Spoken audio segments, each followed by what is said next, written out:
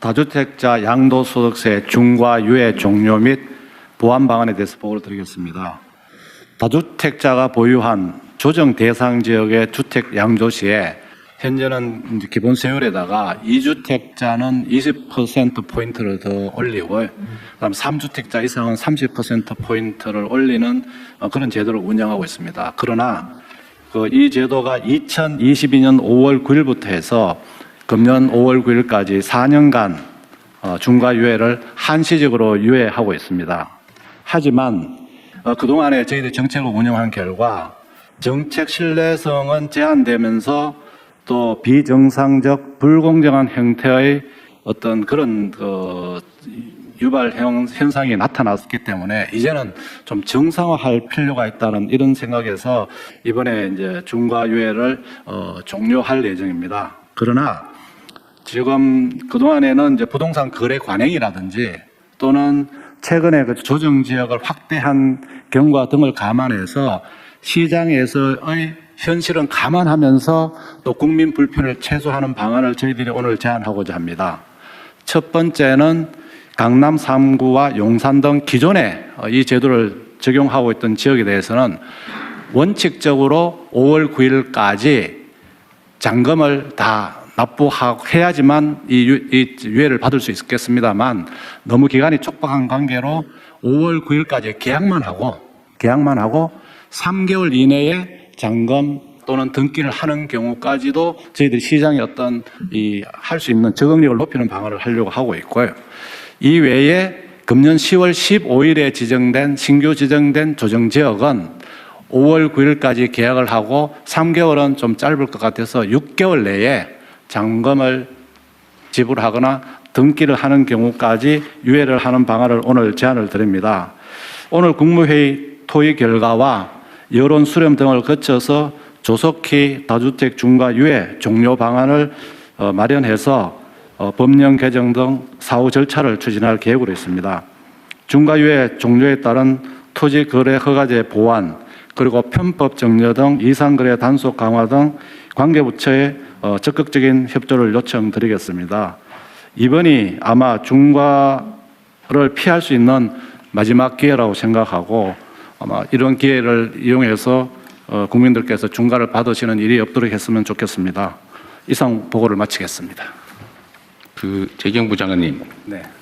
말씀 도중에 아마라는 표현 2번 하셨거든요. 예. 아마 없습니다. 아마 없습니다. 알겠습니다.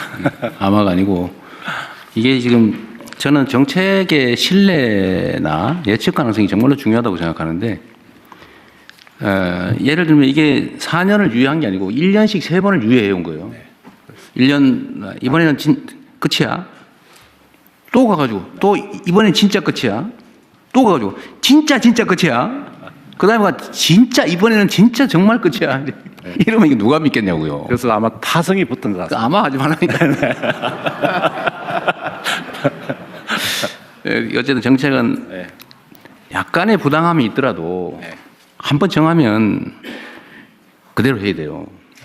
보완은 그 후에 다른 방식으로 해야지. 그 자체를 밀어버리거나 변형을 해버리면 정책을 안 믿게 되죠. 네, 그렇게 하도록 하겠습니다. 그리고 믿은 사람만 손해보잖아요.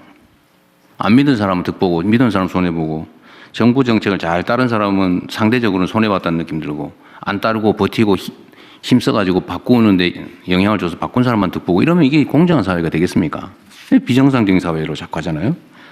그래서 앞으로는 그런 거 절대 없게 하도록 해야 됩니다. 네, 원칙적으로 하고 이게 이제 이 문제뿐만이 아니라 다른 문제도 비슷해요. 정책을 준비하고 발표할 때 정말로 치밀하게 시뮬레이션하고 그래서 언제나 레드팀이 꼭 있어야 됩니다. 반박해보고 그리고 가능하면은 이해관계자들 의견도 다 듣고 또 소위 많은 사람들이 지켜보는 가운데 브레인스토밍을 해가지고 모든 가능성을 다 점검을 해야죠. 그리고 우리 사회는 부동산 투자, 부동산 거래와 관련해서는 정말 수십 년간 만들어진 신화가 있어요. 신화. 불패 신화. 그리고 여기에 또 너무나 많은 사람들이 또는 힘 있는 사람들이 이해관계를 갖고 있기 때문에 정책 변경이 너무 쉬워요. 그래서 사람들이 그렇게 믿게 된 겁니다. 이거 끝나면은 결국은 매물이 잠길 거고 매물이 잠기면은 매물을 팔게 하기 위해서 또 연장할 거고 뭐 이렇게 생각하잖아요. 지금도 사실 그 생각을 하고 있어요. 그리고 5월 9일 지나서 안 하면 어떡할 건데. 버티면은 언젠가는 집 거래를 하기 위해서 또 뭐 풀어주겠지. 이렇게 믿잖아요. 그래서 이 가능성을 원천적으로 봉쇄해야 됩니다. 그래서 제가 그 말씀을 드리는 거예요. 대한민국의 부동산 이 문제는 정말 이 사회 발전을 통째로 가로막는 아주 암적인 문제가 됐어요. 부동산 거래하는 사람이 나쁘다는 얘기 아닙니다. 그건 시스템이 사회가 그렇게 허용하니까 그렇게 하는 거예요. 근데 그 정책을 제대로 못 만든 또는 의지를 갖지 않은 그 결정권을 가진 권한을 가진 사람이 문제인 거죠. 최소한 국민주권정부에서는 그렇게 하지 않는다. 그리고 정책을 만들 때는 이 부동산에 대한 욕구는 워낙 강렬해서 구멍이 정말 바늘 구멍만한 틈새만 생겨도 그게 확 커져가지고 댐이 무너지듯이 무너진단 말이에요. 그래서 정책 입안 과정에서 정말로 치밀해야 돼요. 알겠습니다. 완벽하다 싶을 정도로 치밀해야지 아마 이렇게 하면 안 돼요. 네, 알겠습니다. 그 절대 안 돼요. 아마. 예? 0.1%가 안 돼요. 완벽하게. 그래서 이 정책의 신뢰, 안정성이 꼭 담보돼야 되겠다. 그 말씀 드리고요. 그러면은 이번에 매물 잠기면 어떡할 거냐? 버티는 게 이익이냐, 아니냐? 이것도 합리적으로 판단해야죠. 지금 뭐 일부에서 정부에 관계된 사람들 중에 다주택 있는데 니그부터 먼저 팔아라, 꼭 시켜야 되는 거 아니냐 이렇게 얘기하는데 저는 이것도 문제가 있다고 생각합니다. 제가 예를 들면 누구한테 이거 팔아라고 시켜서 팔면 그거는 그 정책이 효과가 없다는 뜻이에요. 제발 팔지 말고 좀 버텨줘 라고 해도 팔게 상황을 만들어야죠. 그 시켜서 억지로 파는 거 의미 없어요. 아, 파는 게 이익이다. 지금 다주택을 해소하는 게 경제적으로 이익이다라고 합리적 판단이 가능하게 제도를 만들어야죠. 그런 제도를 만들 권한이 없거나 제도적 장치가 부족한 게 아니잖아요. 할 거냐 말 거냐만 남는 거지 얼마든지 할 수 있지 않습니까? 다만 이제 정치적인 정무적인 문제가 남겠죠. 그런데 대한민국에서 이 부동산 투기, 부동산 불로소득 공화국이라고 하는 것을 시정하는 것만큼 중요한 국가적 과제가 어디 있겠습니까? 그 이번에 안 하면 완전히 잃어버린 20년 뭐 이렇게 돼가지고 나라가 정말 심각한 위기에 처할 때, 즉 풍선이 터질 때까지는 그냥 그대로 쭉 달려갈 가능성이 높아요. 지금이라도 막아야죠. 그래야 피해가 최소화됩니다. 지금 단계에 할 수 있는 최선을 다하는 거고, 버티는 게 손해인 걸 설계를 해야죠. 네. 그거 할 수 있잖아요, 그죠? 네. 지금 규칙 따라서 하는 게 현실적으로 이익이라는 객관적인 믿음을 만들어야죠. 네. 그래서 이번에 또 했더니 또 안 되더라 이러면 이 앞으로 남은 4년 몇 개월 이 국정을 이끌 수가 없습니다. 그래서 반드시 이번에는 완벽하게 합리적으로 공정하게 제도를 설계하고 집행을 하도록 준비를 하시기 바랍니다. 네. 그리고 5월 9일까지 어쨌든 만료를 하는데 계약한 원래는 잔금까지 내야 되는 거긴 하지만 5월 9일을 양보할 수는 없고 네. 5월 9일로 하는데 다만 시간이 너무 짧고 네. 정부에서 이렇게 앞으로 뭐 또 연장하겠지라고 이렇게 부당한 믿음을 갖게 하는데 책임이 있습니다. 이때가 계속 그랬으니까요. 네. 앞으로도 연장할 가능성이 있다고 믿게 만든 정부가 잘못이 있으니 이번에 한해서 계약한 건 인정해 주자. 그때까지. 네. 그리고 기존의 것은 3개월. 그러니까 8월 9일까지. 네. 그다음에 작년에 새로 조정 지역으로 편입된 지역은 기간이 짧으니까 거기는 11월 9일까지 6개월까지 잔금이나 중도금을 잔금 내고 등기 내면 네. 면제 중과세 면제해 준다. 어쨌든 그렇게 하시고요. 앞으로는 아마는 없다. 네. 확실하게. 확실하게. 들어가자. 네. 알겠습니다. 그리고 이 과정에서도 어쨌든 5월 9일까지 중과세 면제, 네. 요 기준은 지키되 불합리한 결과가 발생할 수 있는 예외적 상황들이 있을 수 있잖아요. 네. 어쨌든 그 문제도 일부 검토를 좀 하도록 하시고요. 또 이런 것도 있죠. 버틸 수 있게 그럼 언젠가는 뭐 정권 교체를 한번 기다려보자 이런 것도 있을 수 있어요. 네. 실제로 그럴 수 있습니다. 근데 그게 불가능하게 만들어야지.